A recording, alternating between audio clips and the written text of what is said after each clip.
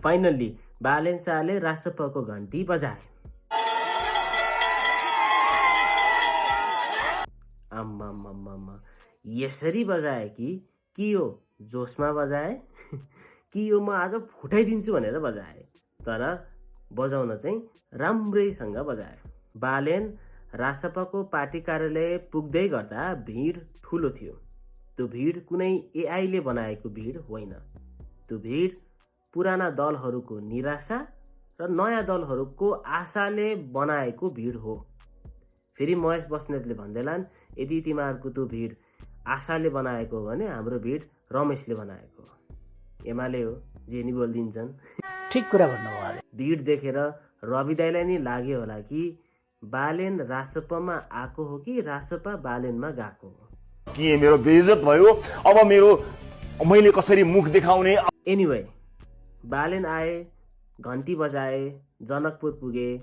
जनकपुरमा उनले सम्बोधन गरे र सम्बोधन गर्दै गर्दा उनले भने, आइएको मधेसिया पीएम बने वाला है, वहीला घंटी में वोट नहीं रहे के, सही लोग आवे वाला है, वहीला घंटी में वोट रहे के। अब कसको नजरमा को राम्रो छ त्यो चुनाव पछि नै थाहा हुन्छ। सबैको बोली के छ? केपी ओली, केपी ओली। उनी झापा 5बाट केपी ओलीसँग लड्दैछन् चुनाव। तर बालेनले एउटा कुरा चाहिँ के याद गर्नुपर्छ भने, जसरी बालेनको युवा समर्थकहरू धेरै छन् नि, त्यसरी नै केपी ओलीको पनि बुढा समर्थकहरू धेरै छन्। ल बालेनले वहाँ झापाबाट 5000 भोट ल्याएर देखाइ ओलीसँग, ल तँलाई मैले फुलको माला लगाइ। र एउटा कुरा याद राख्नुहोस्, नेपालमा युवा भन्दा बुढाहरू धेरै छन्। ऐसा नहीं है। विदेशबाट छोराले बुवा यसपालि त भोट नयाँलाई दिनु है भन्दाखेरि मान्छेहरू भन्छन् रवि र बालेनले भ्रमको खेती गर्दैछन्। भ्रम नै सही, तर थोरै आश चाहिँ हुनुपर्छ। विदाउट होप हामी बाँच्नुको औचित्य छैन।